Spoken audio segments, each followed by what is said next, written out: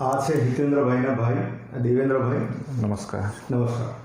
હવે દેવેન્દ્રભાઈ, પહેલો સવાલ કે હિતેન્દ્રભાઈએ તમારા નાના ભાઈ છે અને આ જ્યારે સ્કૂલની શરૂઆત કરી ત્યારે તમે તો બિઝનેસમેન છો, બરાબર છે, પણ સ્કૂલ પણ એક જાતનું અત્યારે તો બિઝનેસના એંગલથી તમારે વિચારવું પડે કે આટલું બધું મોટું ઇન્વેસ્ટમેન્ટ હોય તો એની પાછળનું પ્લાનિંગ જે કરવાનું કે આ સક્સેસફુલી ચાલશે કે કેમ, કેટલી બધી કોમ્પિટિશન હોય, માર્કેટની અંદર ઘણી બધી સ્કૂલો પણ ચાલતી હોય, ખાસ કરીને સ્ટુડન્ટ થશે કે કેમ, બરાબર. તમારા ફક્ત સાયન્સની સ્કૂલ છે આ તો સાયન્સના છોકરાઓ મળશે કે કેમ, ઘણું બધું મતલબ બહુ લાંબુ વિચારવું પડે, પ્લાનિંગ કરવું પડે. તો આ સ્કૂલ જ્યારે શરૂ કરવાનો નિર્ણય લીધો ત્યારે એમાં તમારી ભૂમિકા કેવા પ્રકારની હતી?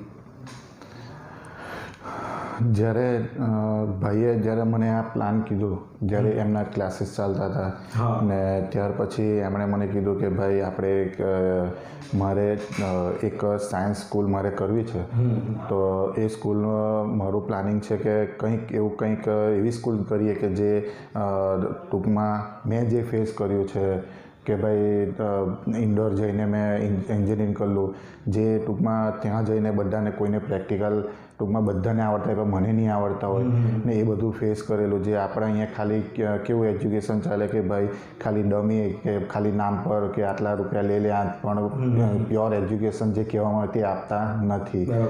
તો મને લાગ્યું કે ચાલો એક સારી વિચારધારણાથી એણે મને કંઈ કીધું.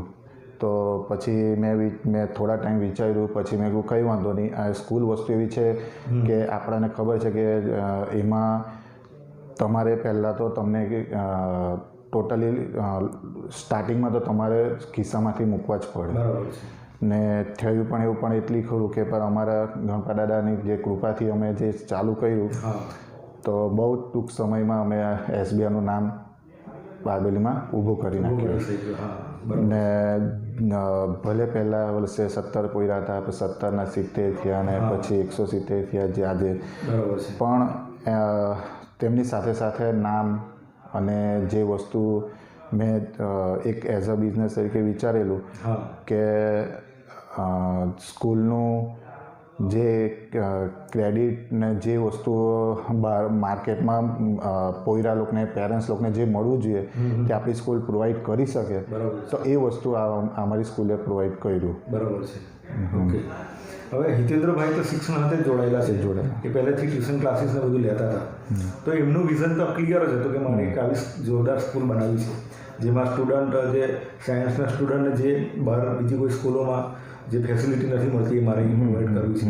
પણ તમે તો ટીચિંગ લાઇનથી એકદમ અલગ હતા, પણ છતાં પણ આ આઈડિયાને આગળ વધારવા માટે જે ફાઇનાન્શિયલ બેકિંગ જે જોઈએ એ તમે પૂરું પાડ્યું છે આની અંદર, તો તમને મનમાં ડર નહીં લાગ્યો કે આમાં ફેલ થઈ જવાશે તો શું થશે? નહીં, ડર એટલે એમાં શું છે કે ડર તો લાગે ક્યારે કે આપણે કોઈના પર વિશ્વાસ નહીં મૂકીએ. અચ્છા. ખોટ વસ્તુ અલગ છે ને જટેદારે સરભર તો થવાની જ છે. ને કહેવાનો મતલબ કે કોઈ પણ વસ્તુનો વિશ્વાસ જે કહેવાય તે પહેલાં તો આપણે કોઈના પર મૂકવો પડે. જે હંમેશા વિશ્વાસ મેં કોઈ પણ વસ્તુનો વિશ્વાસ મેં મારા ભગવાન પર મૂકતો હોઉં કે આમાંથી કંઈ પણ હોય તમે રસ્તો કાઢો. મેં હંમેશા રસ્તો કાઢતો હોઉં. બરાબર છે. ને બીજું વાત કે ભાઈ જે છે તે એકચ્યુઅલ એનું બહાર જવાનું આવેલું, તો બહાર જવાના જ્યારે એનું હતું પણ ત્યારે પપ્પા, જ્યારે મારા પપ્પા હતા ત્યારે પપ્પાએ એમણે એમ કીધું કે તું બેટા અહીંયા જ રહે, આપણે બહાર જવું નથી, તું મારી સામે રહેશે અને મારી સામે જ કંઈ પણ કરશે તો મને ચાલશે. બરાબર છે. તો એનું એક અમેરિકાનું અને સેકન્ડ લંડનના બ્રિસ્ટલ કોલેજના પણ એના વિઝા આવેલા હતા, પણ એ છોડીને પછી એ ટીચિંગ લાઇનમાં આવ્યો ને ટીચિંગ લાઇનમાં મને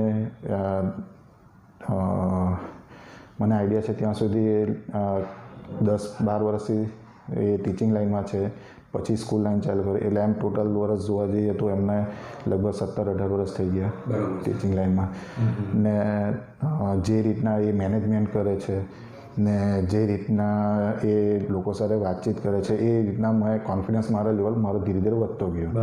જે તમે જે કહેવા માગો છો કે ભાઈ તમને વિશ્વાસ, તો એ વિશ્વાસ ધીરે ધીરે મારો વધતો ગયો કે જે એકેડમી સાઇડ કહેવામાં આવે કે એકેડમી સાઇડ એટલું બધું એ સ્ટ્રોંગ રાખે છે કે જેથી એમાં એક રૂપિયાનું પણ મેં ઇન્વોલ્વમેન્ટ લેતો નથી બરાબર છે એકેડમી સાઈડમાં. બરાબર. મારું ને એનું એ રીતના ડિસ્કસ થયું હતું કે ભાઈ ફાઇનાન્સનું કંઈ પણ હશે એમ તેમ હશે તો મેં જોઈ લઈશ ને એકેડમી સાઈડનું તું કંઈ પણ હશે તારે જોવાનું એનું મારે એ મારી પાસે લઈને નહીં આવું. બરાબર બરાબર. ને એ વસ્તુ અમારી સક્સેસ ગઈ. બરાબર છે. તો એ વસ્તુનો વિશ્વાસ મેં એના પર મૂક્યો ને એ એકેડમી સાઈડથી સ્ટ્રોંગ બહાર નીકળીને. હવે તમારા ફાધર છે અત્યારે?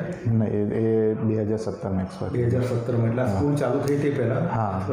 હા પપ્પા 2017માં આપણે સ્કૂલ સ્ટાર્ટ કરેલી અને 2017માં 9મા મહિનામાં 23 તારીખે એટલે આજે 23 તારીખ એટલે 23 તારીખે પપ્પા એક્સપાયર થઈ ગયા.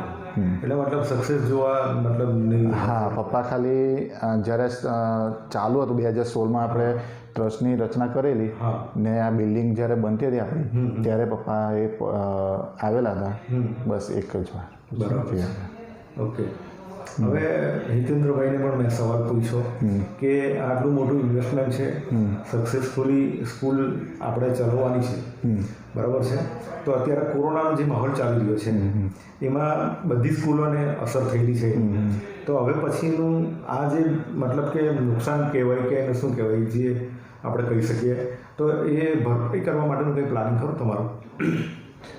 સર એમાં શું છે કે આપણે બહુ લાંબુ વિચારીએ ને તો કોઈક વાર એવું થાય કે એ લાંબુ વિચારેલું પછી નહીં પણ થાય. બરાબર. એટલે મેં એમ વિચારું કે ભાઈ હમણાં ખાલી એટલું સમજ પડે કે ટીચર લોકોના હમણાં એ લોકોની મેં સેલેરી કટ કરીને હવે અમુક સ્કૂલ છે કોઈ 35% આપે છે, કોઈ 50% આપે છે, તો એવી રીતના કોઈકને કાઢી નાખ્યા ને બધું કર્યું. આપણે જ્યારથી લોકડાઉન ચાલુ થયું ત્યારથી આજ સુધી કોઈને નથી એક રૂપિયો કાપ્યો નથી, કંઈ નથી. બરાબર છે. હા, મેનેજ કરવાનું કામ આપણું છે. એમને કીધેલું છે તમને પૂરેપૂરા રૂપિયા મળશે, તમે ખાલી દિલથી ભણાવો, જેવું એજ્યુકેશન આપણે આપવા માંગતા તેવું પોયરાઓને પ્રોવાઈડ કરો. બરાબર છે. ને બાકી રહેવા તો 1-2 મહિના એમ તેમ આપણે જે આપવાના થાય તો આપણે આપવું એ વસ્તુ અલગ થઈ. બરાબર છે. પણ એ લોકોને પૈસા આપણે કાપીને પછી એ લોકો આપણે વિચારે કે એ સર આ સારું ભણે તો પછી એ સારું નહીં ભણાવે. બરાબર છે, સાચી વાત છે. એવું છે. બરાબર છે. દેવેન્દ્રભાઈ, તમને ખૂબ ખૂબ સફળતા મળે આ સ્કૂલના પ્રોજેક્ટમાં. તમે અને હિતેન્દ્રભાઈ બંને થઈને ખૂબ જોરદાર સ્કૂલ ચલાવો, ખૂબ સફળતા મળશે તમને. અને SBR સ્કૂલનું જે નામ છે સબસે બડા રાજા, તો ગણેશજીના પણ આશીર્વાદ છે તમારી સાથે. અને તમારું જે આ મેનેજમેન્ટ છે એ ખરેખર વખાણવા લાયક છે. અને તમારા ભાઈઓની વચ્ચે જે સંપ છે, જે પ્રેમ છે, જે એકતા જોવા મળે છે એવા બહુ ઓછા પરિવાર મેં જોયા છે. બરાબર. તો એ પ્રેમ પણ આજીવન ટકી રહે એવી શુભેચ્છા તમને. ખૂબ ખૂબ આભાર. Thank you sir.